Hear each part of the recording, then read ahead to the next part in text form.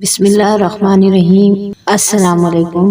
اللہ تعالیٰ نے حضرت محمد صلی اللہ علیہ وسلم کو سب سے افضل، سب سے اجمل، سب سے اعلیٰ، سب سے اکمل، سب سے انور پیدا فرمایا۔ تمام جہاں کے جن و انس مل کر بھی خاتم النبیین صلی اللہ علیہ وسلم کی شان اقدس اور سیرت طیبہ کو بیان نہیں کر سکتے۔ آج ہم آپ کو رسول پاک صلی اللہ علیہ وسلم کے حسن و جمال اور اسوہ حسنہ کا ایک عجیب واقعہ سنانے والے ہیں۔ برائے مہربانی میری اس ویڈیو کو زیادہ سے زیادہ لائک اور شیئر کریں اور چینل کو سبسکرائب کریں۔ آپ صلی اللہ علیہ وسلم کے حسن و جمال کو دیکھ کر کئی قافلوں کے قافلے اسلام میں داخل ہو جایا کرتے تھے۔ اس سے پہلے کہ ہم آپ کو نبی کریم صلی اللہ علیہ وسلم کی زندگی کا یہ واقعہ بتائیں، ہم آپ کو حسن مصطفیٰ صلی اللہ علیہ وسلم کی ایک جھلک دکھاتے ہیں۔ حضرت علیمہ سعدیہ فرماتی ہیں کہ میں جب مکہ پہنچی تو حضور صلی اللہ علیہ وسلم کے گھر آئی تو میں نے دیکھا کہ جس کمرے میں حضور اکرم صلی اللہ علیہ وسلم تشریف فرما تھے وہ سارا کمرہ چمک رہا تھا۔ میں حضرت آمنہ سے پوچھا، کیا آپ نے اس کمرے میں بہت سے چراغ جلا رکھے ہیں؟ تو حضرت آمنہ نے جواب دیا، نہیں، بلکہ یہ ساری روشنی اور چمک میرے لخت جگر کے پیارے جسم کے چہرے کی ہے۔ حلیمہ فرماتی ہیں کہ میں اندر گئی، حضور صلی اللہ علیہ وسلم کو دیکھا کہ آپ صلی اللہ علیہ وسلم سیدھے لیٹے ہوئے سو رہے ہیں اور اپنی مبارک ننھی انگلیاں چوس رہے ہیں۔ میں نے آپ صلی اللہ علیہ وسلم کا حسن جمال دیکھا تو فریفتہ ہو گئی۔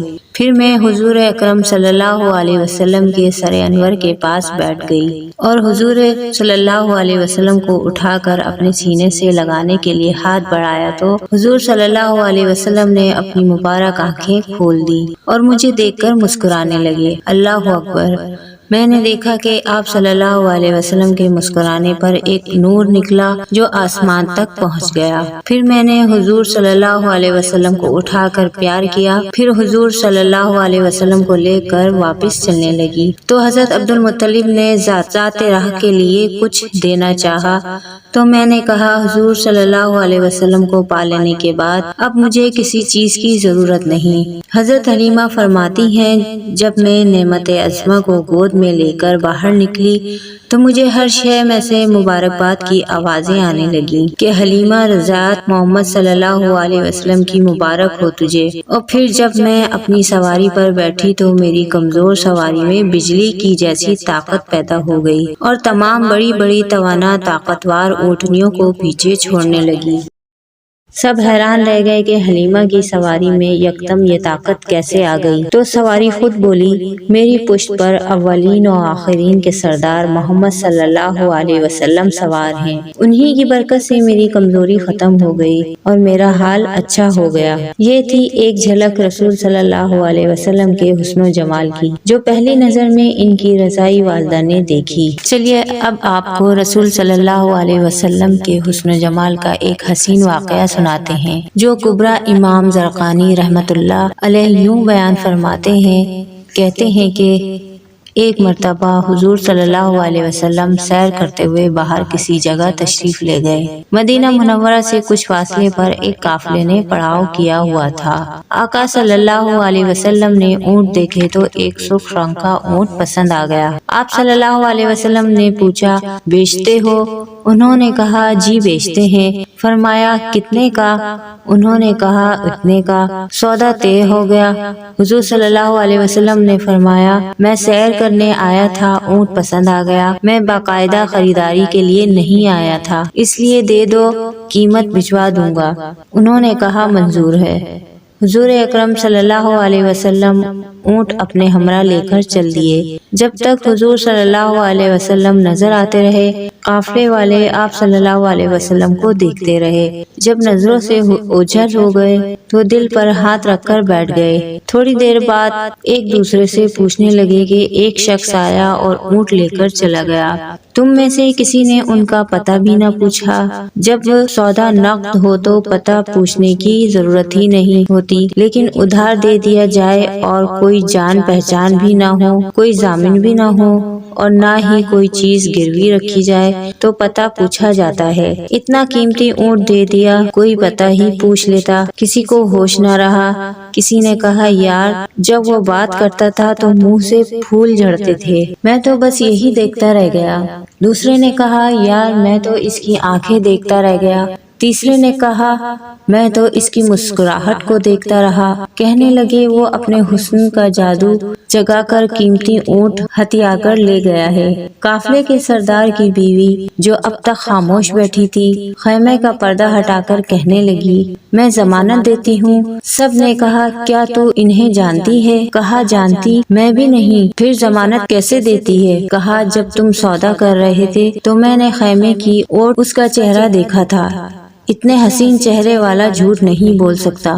کچھ دیر میں حضور صلی اللہ علیہ وسلم کے غلام آ گئے، اونٹ کی قیمت بھی ادا کی اور سارے قافلے والوں کو رات کا کھانا بھی پیش کیا۔ وہ عورت پکار اٹھی کہ دیکھا یہ شخص جتنا صورت کا حسین تھا، سیرت کا بھی اتنا ہی حسین نکلا۔ وہ سارا قافلہ کلمہ طیبہ پڑھ کر مسلمان ہو گیا۔